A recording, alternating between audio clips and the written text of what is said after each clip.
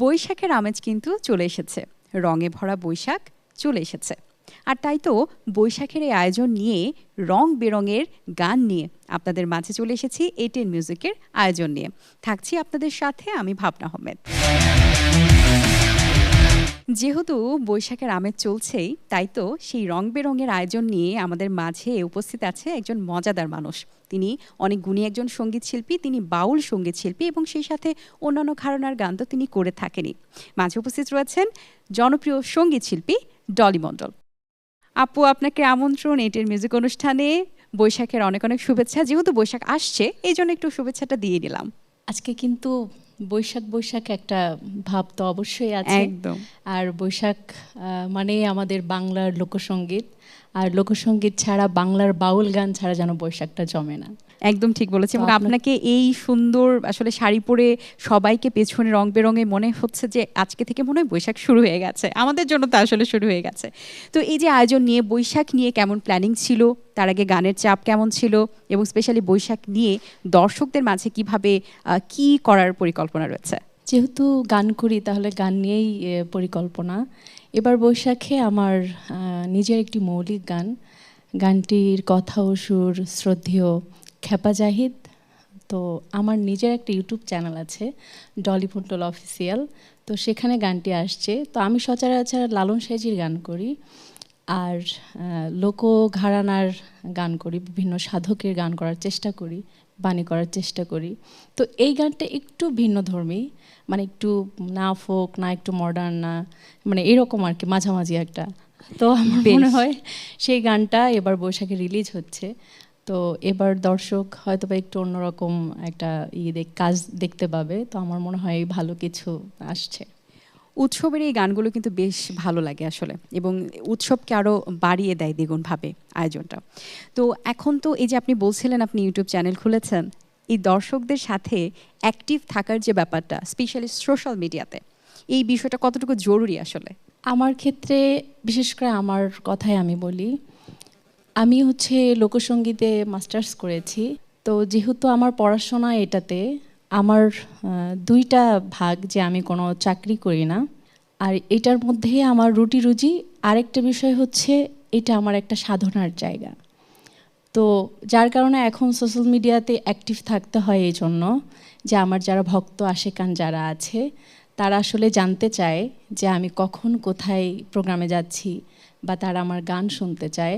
সেক্ষেত্রে আমার ইউটিউব চ্যানেলটা আসলে করা হয়েছে, এটা আমার একদম নিজের ভালো লাগা থেকে, যে আমার একটা ইউটিউব চ্যানেল থাকবে। সেখানে আমার বিশেষ করে আমার ভালো লাগার যে জায়গাটা, সাইজির বাণী।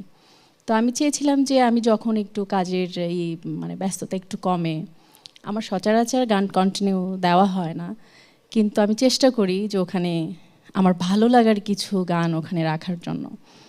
আর আমার একটা পেজ বা আমার ডলি মণ্ডল নামে একটা আইডি আছে, ওখানে আমি সবসময় অ্যাক্টিভ থাকি। যে আমি কোথাও বাইরে কোনো স্টেজ শো বা ঢাকার বাইরে কোথাও গেলে, বা আমার টেলিভিশনে কোথাও কোনো লাইভ থাকলে, আমার দর্শকদের সাথে কমিউনিকেশন করার জন্য, আমার ভক্তদের সাথে। আর এইটা আমার একটা প্রফেশন। আর এর বাইরে আমার একটা জগৎ আছে, যেটা আমার ভালো লাগার, একদম আত্মার শান্তির জন্য আমি যেটা করি আর কি, সেটা আলাদা বিষয়। আচ্ছা, আমরা আরও মানে গানের মাঝে মাঝে আরও কিছু কথা শুনবো, জানবো আপনার কাছ থেকে। এবার একটা গান শুনে নিতে চাই। শুরুতেই কোন গানটি শোনাবেন আমাদের? শুরুতেই আমি শ্রদ্ধেয় দ্বিজভূষণের একটি বাণী করবার চেষ্টা করছি, খুব জনপ্রিয় একটি বাণী। বৈশাখের আমেজ কে সামনে রেখে আমি গাইছি। জি। কত লক্ষ জন করে ভ্রম,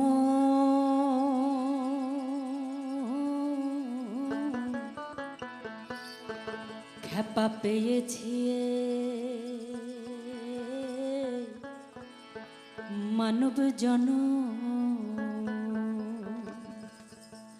ওরে জন্ম চলে গেলে আমরা আর তো পাবো না, না না না, যেতে দেব না।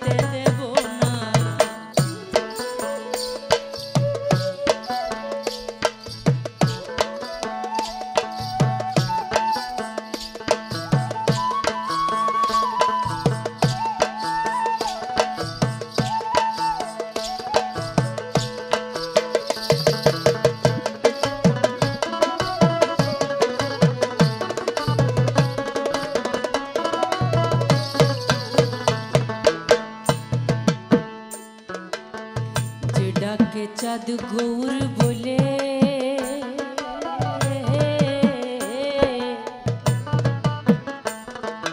ভয় কি গোতা ব্রজের কুলে যে ডাকে চাঁদ গৌর বলে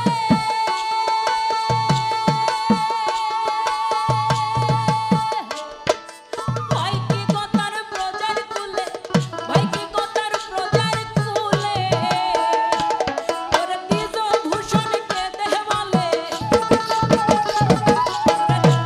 ভূষণ কেঁদে বলে ও চরণ ছেড়ে দেব না না না না, যেতে দেব না তোমায় হৃদ মাঝারে রাখবো ছেড়ে দেব না তোমায় বক্ষ মাঝে রাখবো যেতে দেব না খেপা ছেড়ে দিলে সোনার গৌর আর তো পাবো না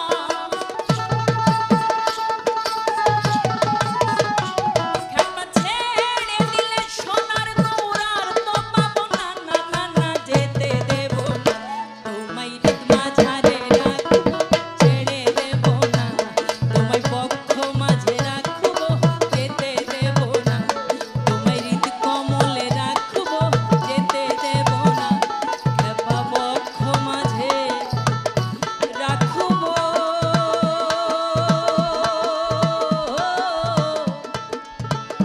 ছেড়ে দেব না।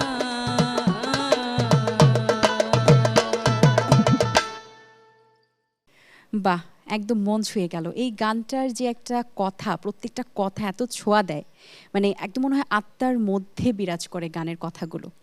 আর অনেক সময় মনে হয় কাছের মানুষগুলোকে বলতে ইচ্ছে করে কিছু কথা, এই গানগুলোর মাধ্যমেই মনে হয় প্রকাশ আসলে পায়। এই গানটা এমন যে এখন আমরা মানে যার যখন যেখানে সুবিধা হয় সেখানে লাগানো যায়। কারণ হচ্ছে বৈশাখ এখন চলে এসেছে, বৈশাখকে আমরা আর যেতে দিব না, এরকম একটা কিছু। যেমন প্রাণের মানুষ, ভালোবাসার মানুষ এসেছে, ভালো লাগা থেকে আমি মানে জোর করে আমি একটু বলে না আবদার করে যে আমি আর যেতে দেব না তোমাকে, এরকম আর কি। আমার এরকমই মনে হচ্ছে আপনাকে যেতে না দেই, কারণ এত সুন্দর গান শুনিয়েছেন, আরো গান শুনবো। এবং প্রিয় মানুষকেও কিন্তু বলতে ইচ্ছে করে যে যেতে দেব না, একদম তো ছাড়ছি না। আচ্ছা, এখন আপনি কাজ করছেন ইয়াং জেনারেশন হিসেবে, আপনার সাধনা, আপনার কাজ, আপনার দক্ষতা আপনাকে সামনে আরো এগিয়ে নিয়ে যাবে, কিন্তু কম্পিটিশন কিন্তু হাই, অনেক সবাই কিন্তু কাজ করছে। এবং স্পেশালি যদি দেখি লালন সঙ্গীতের প্রতি অনেক ধরনের একটা অন্যরকম ভালো লাগা কাজ করছে, যারা গানে আছেন কিংবা যারা গান শুনতে ভালোবাসেন। তো গানের সেক্টরে কম্পিটিশনটা আপনার জন্য কতটা হার্ডলি মনে হয়, বা কাকে কম্পিটিশন মনে করেন? কম্পিটিটর আমি কাউকে এরকম মনে করি না, কারণ আমি আমার জায়গা থেকে একটা জিনিস বিশ্বাস করি যে তুমি তোমার কাজ করে যাও, ফল দেওয়ার মালিক একজন আছে। তো আমি কখনোই চিন্তা করি না যে আমি কি পাবো আর কি পাওয়ার আশায় আমি কাজ করব। আমি আমার মতো করে কাজ করি, তারপরে সে যা করেন আর কি। হ্যাঁ, যেহেতু বলছিলাম ছাড়বো না, তাই এবারে আরেকটা গানের রিকোয়েস্ট আছে। এবারে কোন গান শুনবো আমরা? এবার সাজির একটি বাণী করছি। সাজির অনেক জনপ্রিয় বাণী আছে, আর আমি এখন চেষ্টা করছি যে যে গানগুলো আসলে সামনে আসেনি ওইগুলো নিয়ে কাজ করার। তবে যেখানেই যায় না কেন ওই পরিচিত গানই শুনতে চায়, তো যতই একটু অপরিচিত গান গাইবার চেষ্টা করি, হয়তো বা শুনে কিছুক্ষণ, কিন্তু তারপরে ওই জনপ্রিয় গানগুলোই ঘুরে ফিরে গাইতে হয়। তো সে কি জনপ্রিয় গান থেকে আজকে আবার একটি গান করছি। লালন সাঁইজি সবসময় জাত ধর্ম বর্ণ নির্বিশেষে উনি মানবতার কথা বলেছেন, মানুষ ভজার কথা বলেছেন, সেখান থেকে একটি গান।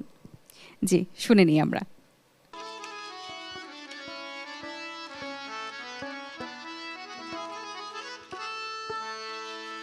মানুষ ছাড়া খেপারে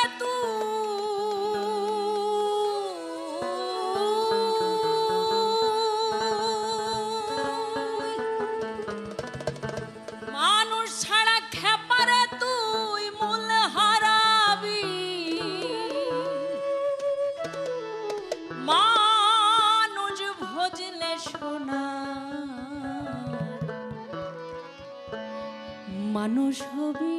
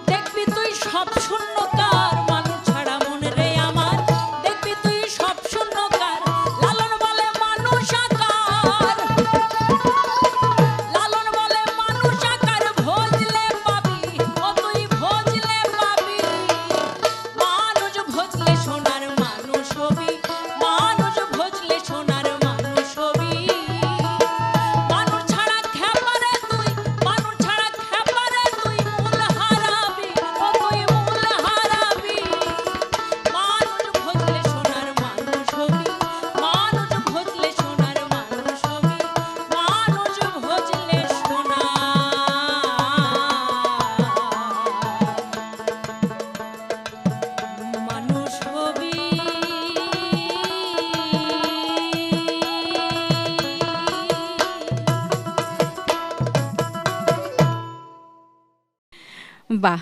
লালন কন্যার মতো একদম সেই গানগুলো আমাদের মাঝে আপনি আনছেন এবং এত সুন্দর করে শুনিয়ে যাচ্ছেন। প্রচণ্ড ভালো লাগছিল যখন আপনি গাইছিলেন এবং আমরা যতদূর জানি যে আপনি লালন সাঁইজিরই অঞ্চলের একজন মেয়ে এবং সেখানে আপনার বেড়ে ওঠা। তো সেই নিজের মধ্যে ধারণ করার যে ভালো লাগা, ভালোবাসাটা সেটা কতটুকু আপনাকে ছোঁয়া দিয়েছে? কেমন অনুভূত হয় সেটা? প্রথমে লালন কন্যা যে বললেন, লালন কন্যা আমার একজনকেই মনে হয়, সেটা আমার শ্রদ্ধেয় ফরিদা পারভীন ম্যাম। আর লালন কন্যা হওয়ার সেই ক্যাপাবিলিটি আছে কিনা আমি জানি না, তবে আমি চেষ্টা করছি সেই আমার ছোটবেলা থেকে এই পর্যন্ত আমার একটা কথাই মনে হয় যে রাস্তা ধরে হাঁটছি, আমার মনে হয় সঠিক রাস্তাতেই আছি। তো জানি না কতটুকু কি যেতে পারছি, যতই আসছি মনে হচ্ছে এখনো অনেক পথ বাকি, আমি এখনো পথের কিনারায়ও আসতে পারিনি, এরকম আর কি। জি, অবশ্যই শেখার আসলে কখনোই শেষ হয় না। সেখান থেকে যদি এমন কোনো জিনিস আপনাকে জিজ্ঞেস করি যে এমন কোনো জিনিস আছে যেটা আপনি আপনার জীবনে চান, আপনার জীবনে সেটা হোক কোনো স্বপ্ন বা কারোর সাথে কাজ করা, যেটা হলে আপনি অনেক খুশি হবেন? আসলে কি, আমি চাওয়ার থেকে অনেক বেশি পেয়ে যাই। আমি যখন টেলিভিশনে দেখতাম ছোটবেলা, আমার বাবার অনেক ইচ্ছা ছিল, আমার বাবা উফাত হয়ে গেছেন, অনেক ইচ্ছা ছিল আমাকে টেলিভিশনে দেখবেন। তো সেই সময়ে টেলিভিশনে যাদের গান শুনতাম তাদের সাথে এখন কাজ করার সৌভাগ্য হয় আমার। তো সেখান থেকে সৃষ্টিকর্তার কাছে সত্যি কৃতজ্ঞতা প্রকাশ করি, সব সময় স্বীকার করি।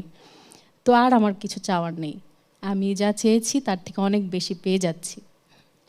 আচ্ছা, আমরা একটু আপনার কাছ থেকে আরেকটা গান পেতে চাই এইবারে কোন গানটি শোনাবেন? এবার কারণ বাংলার আনাচে কানাচে অনেক সাধক ছড়িয়ে ছিটিয়ে আছেন, তো এবার শ্রদ্ধেয় হাসন রাজার একটি বাণী করবার চেষ্টা করছি, বাউলাকে বানাইলো রে, গাইছি। বাহ, এটা আসলে দারুণ একটি গান। আবারও মনে হচ্ছে আজকের আয়োজনটা আরো একটু জমে গেল। জি।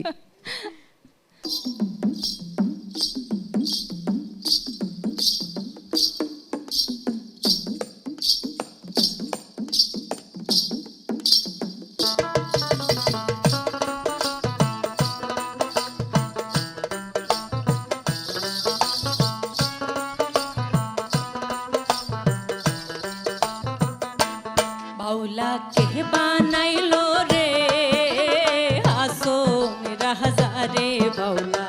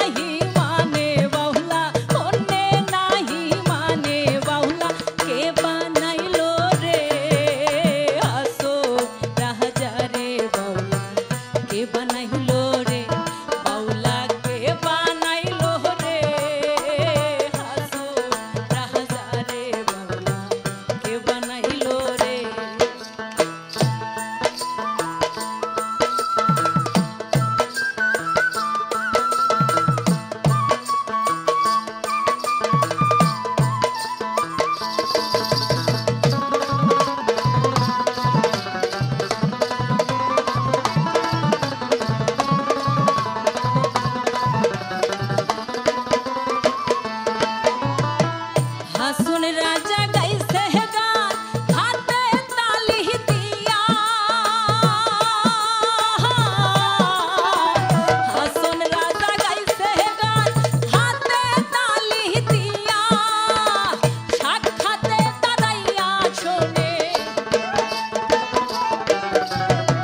সাক্ষাতে দাঁড়াইয়া শোনে হাসন রাজার প্রিয়া বাউলা হাসন রাজার প্রিয়া বাউলা কে বানাইলো রে হাসন রাজারে বাউলা কে বানাইলো রে বাউলা কে বানাইলো রে হাসন রাজারে বাউলা কে বানাইলো রে বাউলা কে বানাইলো রে হাসন রাজারে বাউলা কে বানাইলো রে বাউলা কে বানাইলো রে হাসন রাজারে বাউলা কে বানাইলো রে বাউলা কে বানাইলো রে হাসন রাজারে বাউলা কে বানাইলো রে।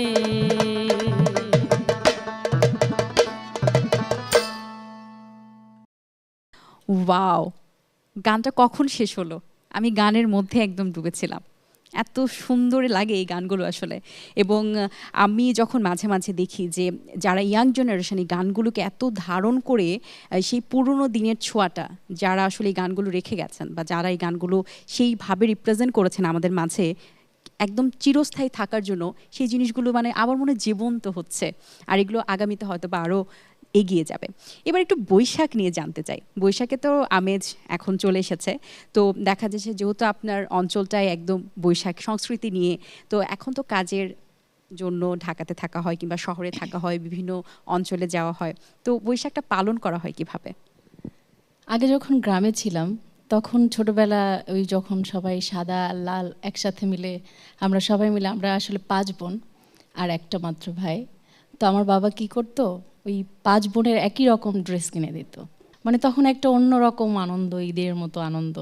কারণ বৈশাখ তো আমাদের বাংলার সংস্কৃতির একটা বড় ঐতিহ্যকে বহন করে। তো সেই জায়গা থেকে আগে তো একরকম করে কাটতো, এখন বড় হয়েছি, আর যেহেতু সঙ্গীতের মানুষ, সঙ্গীতের মধ্যে দিয়েই পথ চলা, আর দর্শকের সাথে এখন কানেকশন থাকলে এখন খুব ভালো লাগে। আর সেটা আল্লাহর রহমতে আপনাদের দোয়ায় সেটা সবসময় সম্ভব হয়। কাজের ব্যস্ততাও খুব ভালো কারণ কাজের ব্যস্ততা, কাজকে আমি একদম ইবাদতের মতো মনে করি। আর এবার বৈশাখেও অনেকগুলো কাজ আছে।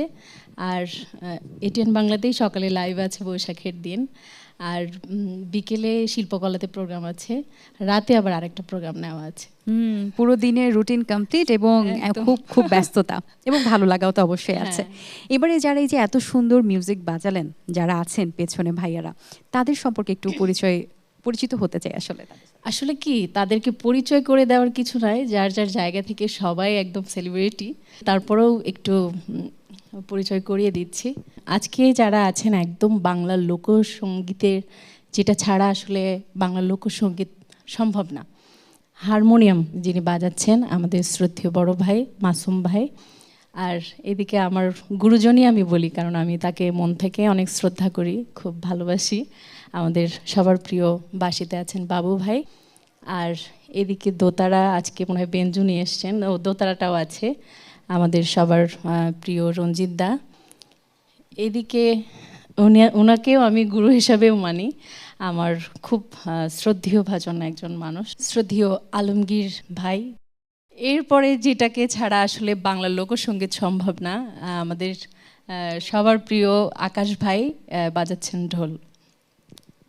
বাহ, সবার সাথে পরিচিত হয়ে অনেক ভালো লাগলো। আপনাদের সকলকে অনেক ধন্যবাদ, এত সুন্দর করে আপনারা বাজান মন দিয়ে। এবং আসলে গানের প্রাণ কিন্তু আপনারা থাকাতে কিন্তু গানগুলো প্রাণ ফিরে পায়, এতটা আবেগ ঘন লাগে এবং আরও মাধুর্য ছড়ায়। ধন্যবাদ আপনাদের সকলকে। আপু, যাবার আগে এই যে প্রিয় দর্শক শ্রোতা এতক্ষণ যে আমাদের গান শুনছিলেন, আপনার গান শুনছিলেন, আমাদের আয়োজন উপভোগ করছিলেন, তাদের উদ্দেশ্যে কিছু বলবেন? তাদের উদ্দেশ্যে বলবো, তার আগে আপনাকে নিয়ে বলবো। আপনাকে দেখতেও যেমন সুন্দর লাগছে, খুব সুন্দর করে আমাদেরকে উপস্থাপন করলেন, এই জন্য অসংখ্য ধন্যবাদ। এর আগে আপনার সাথে আমার কাজ করার সৌভাগ্য হয়নি, আজকেই প্রথম, কিন্তু মনে হচ্ছে না প্রথম। ইউর মোস্ট ওয়েলকাম আপু। আমারও প্রচুর ভালো লাগছে। এই যে এত মানে হয় না, কিছু মানুষের সাথে পরিচয় হলে মনে হয় যে অনেক দিনের দেখা। হ্যাঁ, আর এটিএন বাংলা একদম আমার নিজের বাড়ির মতো, নিজের পরিবারের মতো। আর এই এটিএন বাংলার কলাকুশলী যারা আছেন, ক্যামেরার পেছনে যারা আছেন, স্ক্রিনের সামনে এতক্ষণ আমাদের প্রোগ্রাম যারা দেখলেন, সকলকে অসংখ্য ধন্যবাদ এবং কৃতজ্ঞতা। আমার পরিবেশনায় যদি কোনো ভুল ত্রুটি হয়ে থাকে, সকলে নিজ গুণে ক্ষমা সুন্দর দৃষ্টিতে দেখবেন এবং দোয়া রাখবেন। জয় গুরু। আপনাদের সকলকেও ধন্যবাদ, কিন্তু ওয়েট, ছাড়ছি না, আরেকটা গানের রিকোয়েস্ট আছে, আপনাকেও ছাড়ছি না। আপনাদের সাথে তো আমরা গান উপভোগ করব, কিন্তু তার আগে আমার প্রিয় দর্শকদেরকে একটু বিদায় দিয়ে আসি। দর্শক, আশা করছি আয়োজন ভালো লেগেছে এবং এই বৈশাখের আমেজকে সামনে রেখেই যে আমরা আয়োজনটা রেখেছি আপনাদের জন্য, আশা করছি আপনারা উপভোগ করেছেন এবং আগামী বৈশাখটা আপনারা আরও সুন্দরভাবে উদযাপন করবেন। আজ এই পর্যন্ত, আপনাদের সঙ্গে দেখা হবে আগামী পর্বের নতুন কোনো অতিথির সঙ্গে। সেই পর্যন্ত ভালো থাকবেন, সুস্থ থাকবেন, এটিএন মিউজিক দেখতে থাকবেন এবং চোখ রাখবেন এটিএন বাংলার পর্দায়। আল্লাহ হাফেজ। আপু, গানটা শুনবো এবার। এবার শেষ গান, যেটা ছাড়া আসলে অসম্পূর্ণ থেকে যায়, মিলন হবে কত দিনে, গাইতে গাইতে বাড়ি চলে যায়। বাহ বাহ বাহ, এই গানটা দিয়ে একদম মন জুড়িয়ে যাবে আমার। একদম শুরু হয়ে যাক তাহলে। একদম। চাতক প্রায়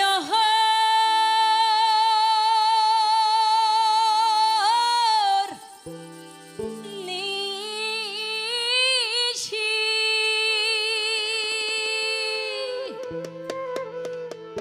চেয়ে আছে কালো শশী,